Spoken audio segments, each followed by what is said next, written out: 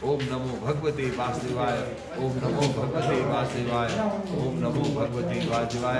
यही मंत्र बद्रीनाथ जी ने नारद जी को बद्रीनाथ धाम में दिया और नारद जी ने इसी मंत्र को ध्रुव जी को वृंदावन में दिया।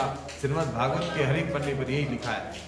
भगवान बद्रीनाथ जी कहते हैं ये कलयुग के लोगों जो मेरा दर्शन करके घर जाते हैं वो मेरा स्मरण करेंगे तो श्रीमन नारायण नारायण नारायण बद्री नारायण नारायण नारायण। भगवान कहते हैं जो मेरा स्मरण करेगा कीर्तन करता है वो जन्म और मरण के संसार से मुक्त हो जाता है। भगवान बद्रीनाथ कहते हैं हे लक्ष्मी इस धाम में जो लोग शरीर त्याग करेंगे उसको मोक्ष मिलेगा।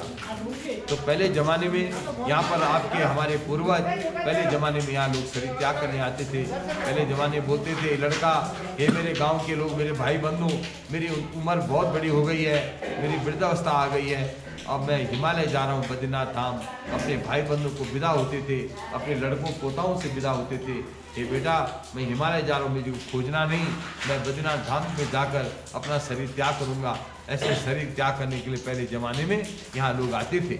सबसे पहले यहाँ कौन आए थे? बोलो 5 पांडव। 5 पांडव और नर नारायण जो दोनों भाई थे, 1000 हाथ वाला जो राक्षस था, नर और नारायण दोनों भाई ने वो राक्षस साथ बड़ा भयंकर युद्ध किया। दोनों भाई ने बारी बारी से राक्षस के 998 हाथ जब काट दे, उसके कवच काट दे, तो राक्षस के जब 2 हाथ 2 कवच रह गए, वो भागता भागता राक्षस भाग गया और सूर्य भगवान की शरण में गया। सूर्यनारायण से उसने शरण मांगी, बाद में वही सूर्यनारायण का पुत्र कहलाया। सूर्य पुत्र कुंती माता के अग्र से द्वापर में उस राक्षस का नाम पड़ा, बोलो महारथी कर्ण। कर्ण राजा पड़ा, दानवीर कर्ण नाम से विख्यात हुआ। जन्म लेते ही कर्ण के कवच कुंडल थे। कहने का मतलब क्या है? सत्यु में जो नर नारायण भगवान थे वही द्वापर में नारायण जो थे द्वापर में बने श्री कृष्ण भगवान और नर बने अर्जुन। आपको पता है महाभारत का जब युद्ध कुरुक्षेत्र में कौरव पांडव लड़े, सब खत्म हो गए, मारते कर्ण भी खत्म हो गए। पांडव ने अपने गुरु को मार दिया, पांडवों पर गुरु हत्या लग गई। तब श्री कृष्ण भगवान ने कहा पांडव ऐसे भयंकर पापों से मिटना हो तो हिमालय में केदार बद्रीनाथ जी की यात्रा करो, तुम्हारे पाप मिटेंगे, दूसरा रास्ता है नहीं। तो कृष्ण भगवान ने पांडवों को केदारनाथ बद्रीनाथ भेजा हिमालय में और श्री कृष्ण ने कहा पांडवों को हे पांडव मैं तुमको बद्री धाम में मिलूंगा। इतने बोलते कृष्ण भगवान कुरुक्षेत्र से अंतर ध्यान हो गई। भगवान श्री कृष्ण द्वारिका धाम चले गए। सोने की द्वारिका को कृष्ण भगवान ने समुद्र में डुबा दिया।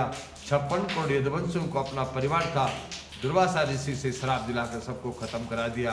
भगवान ने पूरी द्वारिका को डुबाकर वहाँ पर एक तीर्थ लिखा है, बोलो भालका तीर्थ, जिसको प्रभास क्षेत्र कहते हैं।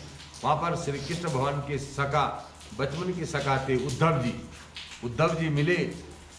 उद्धव जी ने आज भगवान कृष्ण को देखा, हाय हाय करते करते उनके पैरों में पड़ गई।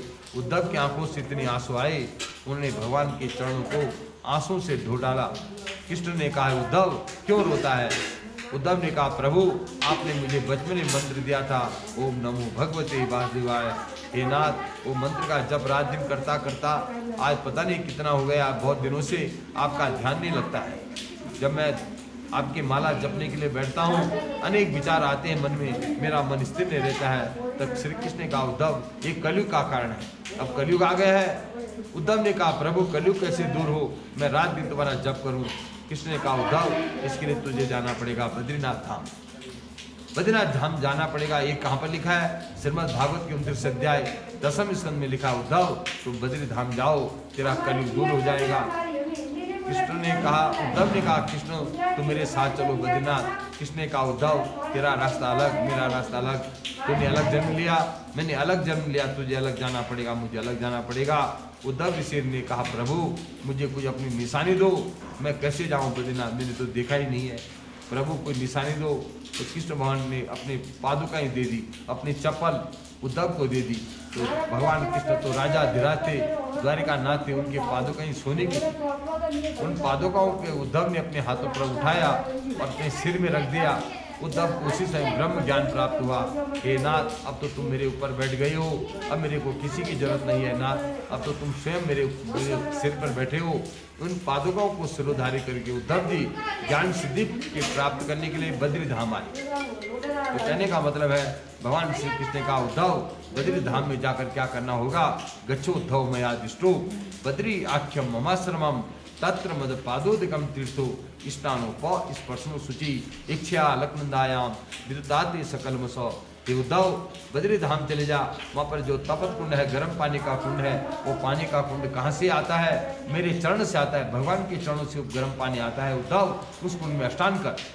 बद्री धाम में जाकर गर्म कुंड में जरूर नहाना चाहिए। बद्री धाम में कोई होटलों में कमरों में नहीं नहाना चाहिए। बद्री धाम में तो तपत कुंड में नहाने का बड़ा भारी मातम है। जो लोग तपत कुंड में नहीं नहाते नहीं है, जिनको उस तीर्थ का कुछ पता ही नहीं है, अरे बद्रीनाथ धाम में अगर कुंड में नहीं नहाए तो तुमने समझो यात्रा आधा की। इसलिए बद्रीनाथ में कुंड में जरूर नहाना चाहिए। भगवान नारायण की आज्ञा है, भगवान श्री कृष्ण की आज्ञा है। उद्धव बद्री धाम में गर्म कुंड में नहाना, वो भूमि का पूजन करना। भगवान तो सर्वत्र हैं भाई, घट घट में नारायण है, घर घर में भगवान है, पर इतनी दूर आने का कारण क्या है? ये भूमि का मातम, जगह का मातम है।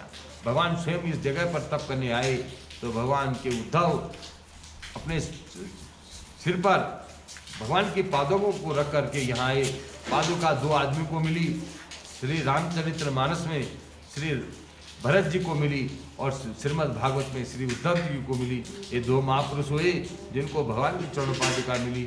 अब देखो भगवान किसको तीसरी पादुका देता है, कौन भाग्यशाली है, कौन किस्मतदार आदमी होगा जिसको तीसरी बार पादुका मिलेगी। तो आज भी वो पादुकाएं बद्रीनाथ मंदिर के अंदर सोने की पादुकाएं हैं, भगवान के अंदर हैं, मंदिर के अंदर हैं। वो कभी कभी उनका दर्शन होता है। उद्धव जी भगवान की पादुकों जब उद्धव जी बद्री धाम आए, उसके बाद श्री कृष्ण भगवान ने प्रवास क्षेत्र में अपना शरीर का त्याग किया। बद्री का श्रम ममाश्रमम, भगवान ने अपना देह त्याग कर स्वयं अनेकम रूप रूपाय विष्णवे प्रभ विष्णुवे, भगवान स्वयं नारायण बद्री धाम आ गए। और पांडव गए पहले केदारनाथ। केदारनाथ में शिव जी भैंसा बन गए थे कि पांडव मुझे ने पहचाने। जब पांडवों के भाई सबने कहा हे भीम, भीमसेन ने कहा वो जो भैंसा है शिव शंकर है, बड़ी भारी कथा है। तो शिव जी धरती के अंदर घुस गए कि पांडव पापी हैं, इनको मैं दर्शन नहीं दूंगा।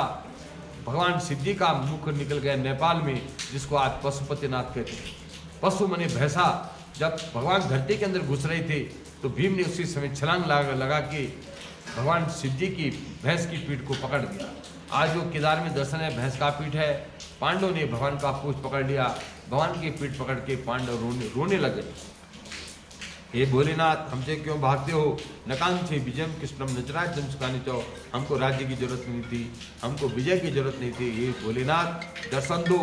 पांडव जब हाय हाय करके रोने लगे, जीवन की गाथा गाने लगे, शिव जी को दया गई। शिव जी ने आकाशवाणी करी, पांडव तुम्हारी यात्रा सफल है। हे पांडव, जो तुमने मेरी पीठ पकड़ी है, मैं खुद शंकर हूँ, मेरी पीठ पर घी का लेप करो। इसलिए भगवान की पीठ पर केदारनाथ में घी लगाया जाता है। ये मेरे भाई, साक्षात शिव जी ने पांडवों को दर्शन दे। इससे क्या शिक्षा मिलती है? कभी अपने जीवन में कोई कष्ट आ जाए, कभी अपने जीवन में कोई तकलीफ आ जाए, कभी अपने जीवन में कोई परेशानी आ जाए, किसी को मत बोलना। आप सुबह अपने शहर में सब जगह भोलेनाथ के मंदिर है, शिव जी के, ऐसे मंदिर पर जाना जिसकी 12 महीने पूजा होती हो।